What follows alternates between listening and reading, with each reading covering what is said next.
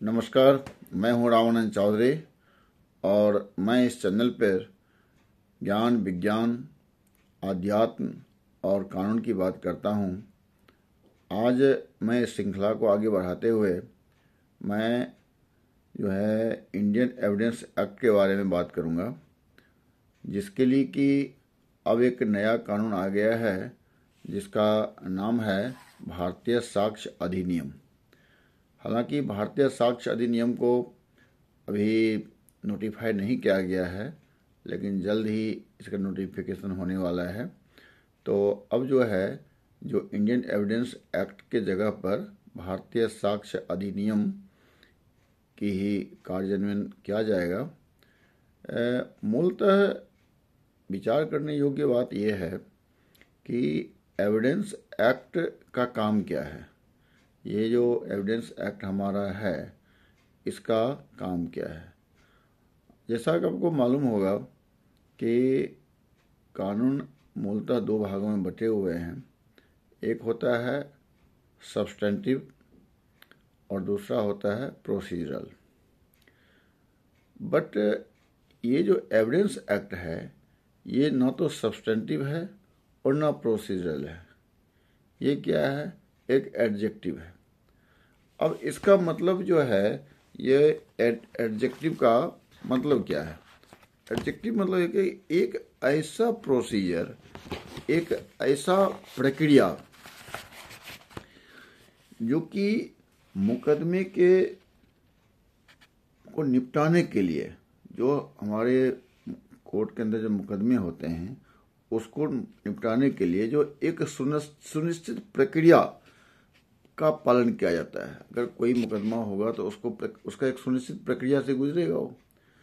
अब उस सुनिश्चित प्रक्रिया को जो निर्धारित किया जाता है, वो प्रक्रिया क्या होना चाहिए, उसका जो निर्धारण है, जो कि हर केस के मुकदमे में समान रूप से सहयोगी हो, समान रूप से उसका प्रयोग हो, समान रूप से उपयोगी हो, वही जो है एविडेंस एक्ट होता है, जो कि हर जगह हर मुकदमे में इसका उपयोगिता होता है।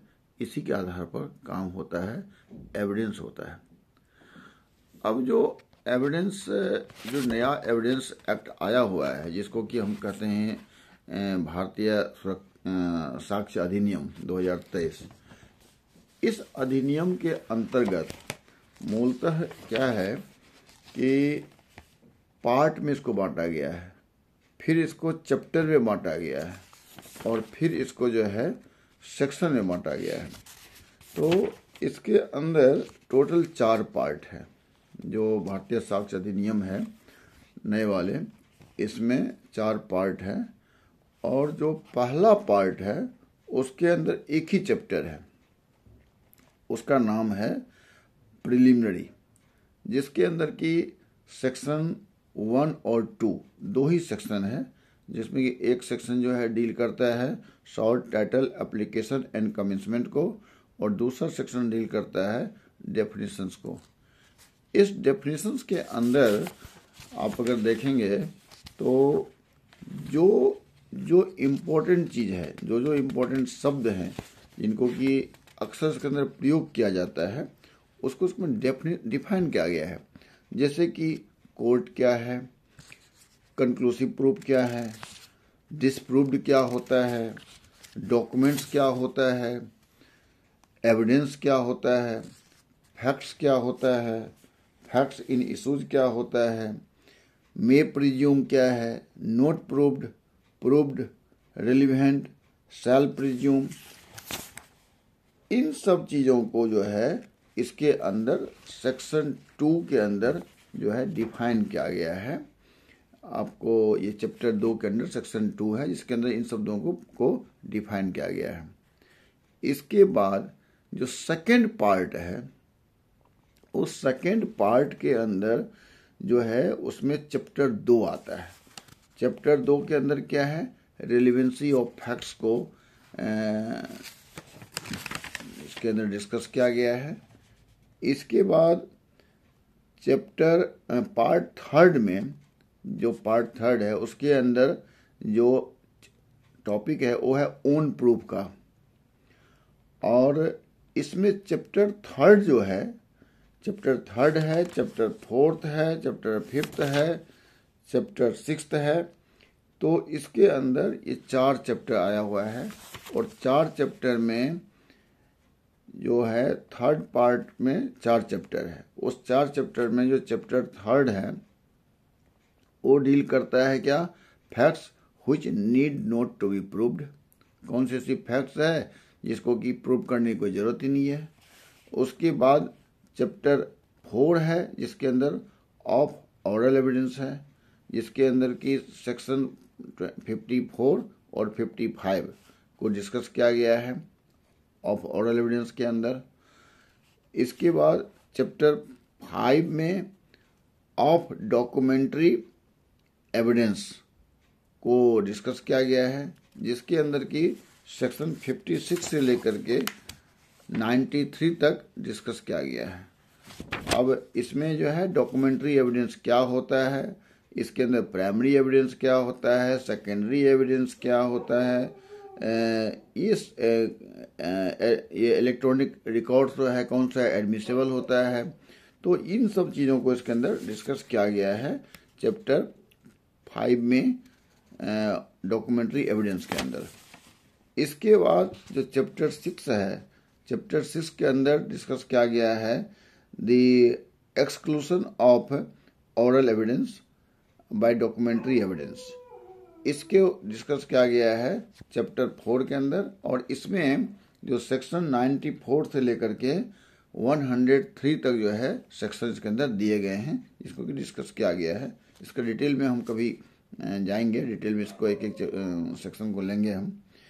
और पार्ट 4 के अंदर आ गया है क्या, production and effect of evidence को डिस्कस किया गया है। और इसमें जो है चैप्टर 7 आ गया, चैप्टर 7 के अंदर आ गया द बर्डन ऑफ प्रूफ। अब किसी केस के अंदर जो है आप केस डालते हो तो बर्डन ऑफ प्रूफ किसके ऊपर है। अगर आप कोई ऑब्जेक्शन लेते हो, कोई चीज़ आपको केस प्रूव करनी होती है तो आप बर्डन ऑफ प्रूफ भी आपके ऊपर ही होती है। तो बर्डन ऑफ प्रूफ किसके ऊपर होती है, इसका डिस्कशन जो है ये आपको पार्ट 4 में क्या गया है चैप्टर 7 के अंदर। इसके बाद चैप्टर 8 में एस्टोपल, लॉ ऑफ एस्टोपल जो है कि अगर आप एक बात बोल देते हो तो दोबारा आप उसको फिर दोबारा चेंज नहीं कर सकते हो, लॉ ऑफ एस्टोपल लागू हो जाता है। तो ये चैप्टर 8 के अंदर आया हुआ है। ये सेक्शन 121 से लेकर के 123 तक है लॉ ऑफ एस्टोपल। इसके बाद आपको चैप्टर 9 है, इसके अंदर विटनेसेस की बात की गई है। इसको डिस्कशन किया गया है कि किसका टेस्टिफाई किया जा सकता है। अगर कोई विटनेस है और अगर कम्युनिकेट नहीं कर सकता है वर्बली तो उसका क्या रिमेडी है, ये आपको सेक्शन 124 से लेकर के आपको 139 तक डिस्कस किया गया है। इसके बाद आपको चैप्टर 10 है। चैप्टर 10 के अंदर एग्जामिनेशन ऑफ विटनेस, इसका क्या प्रोसीजर हो गया, क्या तरीका होगा, विटनेस को कैसे एग्जामिन किया जा सकता है, इसका जो है डिस्कशन किया गया है चैप्टर 10 के अंदर। और ये सेक्शन 140 से लेकर के 168 तक इसके अंदर डिस्कशन आया हुआ है आपको एग्जामिनेशन ऑफ विटनेसेस का। इसके बाद चैप्टर 11 है। 11 के अंदर of improper admission and rejection of evidence को डिस्कस किया गया है और इसमें सेक्शन एक ही सेक्शन है 169। फिर चैप्टर 12 है, इसके अंदर की रिपील एंड सेविंग्स दिया गया है और इसके अंदर आपको 170 को डिस्कस किया गया है। तो मूलतः जो है भारतीय साक्ष्य अधिनियम 2023, जिसका नोटिफिकेशन भी नहीं हुआ है लेकिन नोटिफिकेशन होने वाला है, तो इसमें जो है पार्ट हो गए आपको 4 और चैप्टर जो है वो चैप्टर टोटल हो गए आपको 12। याद रखें 4 पार्ट है, 12 चैप्टर है और इसके अंदर टोटल जो सेक्शन है 170 सेक्शन है, 170 सेक्शंस हैं। तो एक्ट तो छोटा एक्ट है बट बहुत ही इम्पोर्टेंट एक्ट है ये। इसके बगैर आप कल्पना भी नहीं कर सकते हैं कि आप वकालत के अंदर आप अगर आना है, वकालत को अगर अच्छी तरह से समझना है, करना है, तो आपको एविडेंस एक्ट को जानना बहुत ही जरूरी होगा, जिसका कि नया नाम है भारतीय साक्ष्य अधिनियम। इसके आधार पर ही आप किसी विटनेस को एग्जामिन कर सकते हैं, क्रॉस कर सकते हैं, क्या प्रक्रिया होता है उसको एडॉप्ट कर सकते हैं, उसको समझ सकते हैं। तो ये बहुत ही जो है एक इम्पोर्टेंट एक्ट है, इसको अवश्य पढ़ें, बहुत ही उपयोगी है ये।